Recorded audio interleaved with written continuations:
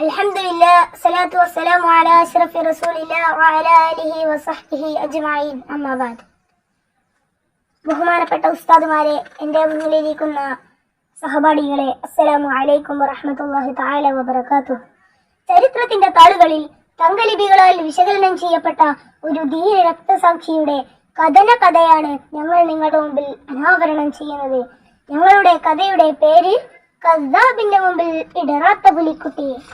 തുടങ്ങട്ടെ ബിസ്മില്ലാ, സ്തുതി മുഴുവൻ നിനക്കല്ലാ, സലാത്ത് സലാം നബിക്കല്ലാ, മുഹമ്മദ് യാ റസൂലല്ലാ. പരിശുദ്ധ റസൂലിന്റെ തിരുദൂതർ ഹബീബിന്റെ കഥനമതേറും ചരിതങ്ങൾ ഇശലിനാൽ നിവർത്തിയിടാം. ഹിജ്റ 9-ാം വർഷത്തിലെ ഒരു പ്രഭാതം. ശാന്തമായ മദീന പട്ടണം. വഴിയോരങ്ങളിൽ കച്ചവടക്കാർ നിരനിരയായി കച്ചവടം നടത്തുന്നു.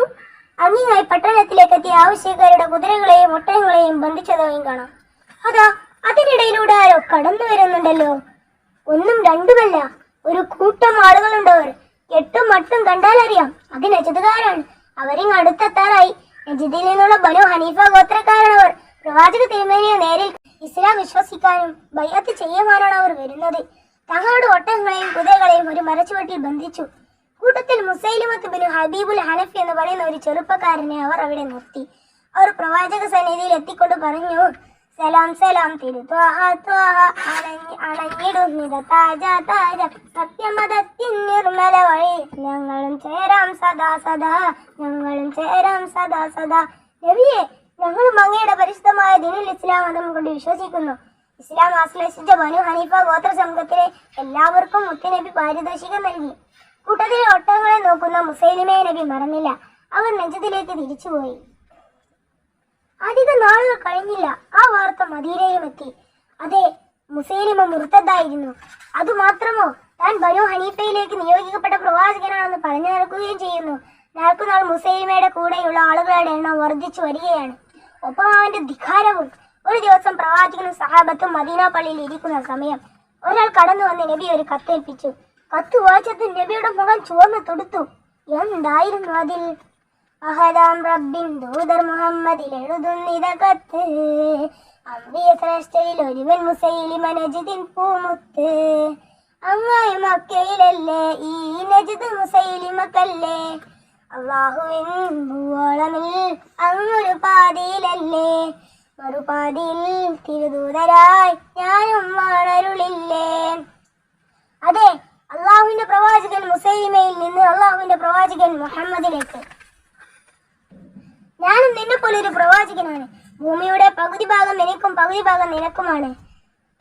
ജൂതന്മാരെ കൊല്ലുന്നത് തെറ്റില്ലായിരുന്നുവെങ്കിൽ നിന്നെ ഞാനിപ്പോൾ അരിഞ്ഞു വീഴ്ത്തിയേനെ. ഇത് വായിച്ച പ്രവാചകൻ ദേശത്താൽ മൊഴിഞ്ഞു. ആ കത്തിന് തക്കതായ ഒരു മറുപടി തന്നെ പരിശുദ്ധ പ്രവാചകൻ തിരിച്ചയച്ചു. വീണ്ടും കാലവൃക്ഷത്തിന്റെ ഇലകൾ കൊഴിഞ്ഞു തുടങ്ങി. മുസൈലിമയുടെ ധിക്കാരം നാൾക്കുനാൾ വർദ്ധിച്ചു വരികയാണ്. അതിശക്തമായ ഒരു താക്കീത് നൽകാൻ പരിശുദ്ധ പ്രവാചകൻ തീരുമാനിച്ചു. പക്ഷേ കത്തുമായി ആര് നജദിലേക്ക് അയക്കും? പ്രവാചകൻ ചിന്തയിലാണ്ടു. പുണ്യ റസൂലിൻ മദീന നാട്ടിൽ പൂവായി വിടർന്നൊരു പൂവിതളല്ലേ, ആ സെയ്ദിന്റെ പുന്നോമന പുത്രനല്ലേ, ഉമ്മു ഉമാറയുടെ തെൻകനിയല്ലേ, ഹബീബ് ബിൻ സെയ്ദ് റളിയല്ലാഹ് ധീര കഥകളിയ നായകനല്ലേ. അതെ, നമ്മുടെ കഥാപുരുഷൻ Habib bin Zaid Saad bin ആസിമിന്റെയും ഉമ്മു അമാറയുടെയും പുന്നോമന പുത്രൻ. ബദറും ഉഹുദും ഒഴികെ എല്ലാ യുദ്ധത്തിലും ഹബീബ് റളിയല്ലാഹുവിന് പങ്കെടുത്തിട്ടുണ്ട്. കത്തുമായി നജ്ദിലേക്ക് പോകാൻ ഹബീബ് റളിയല്ലാഹുവിനെ പരിശുദ്ധ പ്രവാചകൻ നിയോഗിച്ചു. തീയിൽ കൊഴുത്തത് വെയിലത്ത് പാടില്ലല്ലോ. ഹബീബ് റളിയല്ലാഹു ആകട്ടെ ഇത്രമാത്രം ധൈര്യപൂർവ്വം ഏറ്റെടുത്തു. അങ്ങനെ അങ്ങ് പുണ്യ മദീന മണൽ പരപ്പിൽ ഏകനായി പോകയായി നജ്ദിൽ മണ്ണിലെത്തിടായി. പുണ്യത്വാവിൻ ദൂതനായി യാത്രയായിത കള്ളൻ മുസൈലിമ തൻ ദുഷ്ടതയ്ക്ക് ഹർദി വരുത്താൻ, സത്യദീനിന്റെ സന്ദേശം കിളങ്ങിടുവാൻ എത്തിടാൻ കത്തുമായി നജ്ദിലെത്തിച്ചേർന്നിടാൻ. സമയം സന്ധ്യയോടടുക്കുന്നു. വിജനമായ ഒരു മരുഭൂമി. കിളികൾ കൂടണിയാൻ തുടങ്ങിയിരിക്കുന്നു. അങ്ങിങ്ങായി തലയുയർത്തി നിൽക്കുന്ന ഈത്തപ്പനകൾ ഹബീബ് റളിയല്ലാഹുവിന് മുമ്പിൽ ഒരൽപ്പം തലകുനിച്ചതുപോലെ. അതാ അധികം അകലെയല്ലാതെ ഒരു പട്ടണം കാണാം. താഴ്വരയിൽ ഉയർന്നു നിൽക്കുന്ന ആ പട്ടണം നജ്ദ് തന്നെ. ഹബീബ് റളിയല്ലാഹു തന്റെ ലക്ഷ്യസ്ഥാനത്തെത്തി. അടിമുടി പതറാതെ മുസൈലിമയുടെ കൊട്ടാരത്തിൽ ചെന്ന് കത്ത് മുസൈലിമക്ക് കൊടുത്തു. കത്ത് വായിച്ചത് മുസൈലിമ ചോദിച്ചു. മുസൈലിമയുടെ ധിക്കാരം ഉറഞ്ഞു തുള്ളി. അവന്റെ കണ്ണുകൾ കോപം കൊണ്ട് ജ്വലിച്ചു. അവൻ അലറി വിളിച്ചു, ആരെവിടെ? ഈ ധിക്കാരിയെ കൊണ്ടുപോയി തുറങ്കിലടക്കുക, നാളെ പ്രഭാതത്തിൽ രാജസന്നിധിയിൽ ഹാജരാക്കുക. മുസൈലിമയുടെ കിങ്കരന്മാർ ഹബീബ് റളിയല്ലാഹു അൻഹുവിനെ അഴികൾക്കുള്ളിലാക്കി.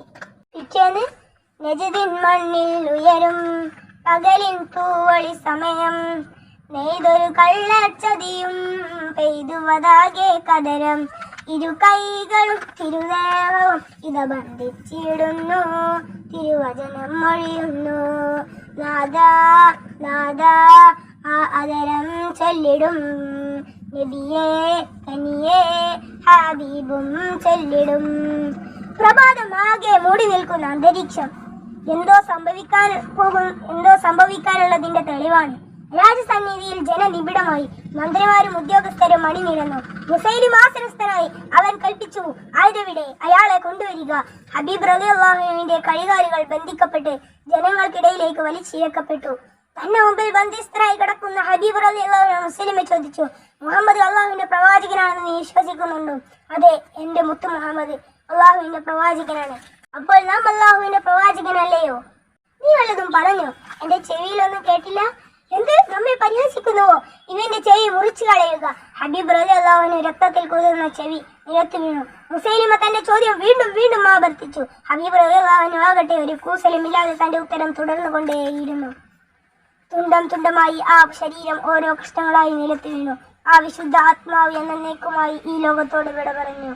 തിരുറബ്ബിൻ വാണി മുത്ത് നബിയത്തൂതരുടെ കഥനങ്ങൾ ചുരുക്കിയിടുന്നേ, മുത്ത് ഹബീബിനുതരുടെ ശഹാദത്തിൻ ചരിതകൾ ഇവിടെ നിർത്തിയിടുന്നേ, റബ്ബിൽ ശുക്റുകൾ ഉരത്തിടുന്നേ. അസ്സലാമു അലൈക്കും വറഹ്മത്തുള്ളാഹി തആല വബറകാതുഹു.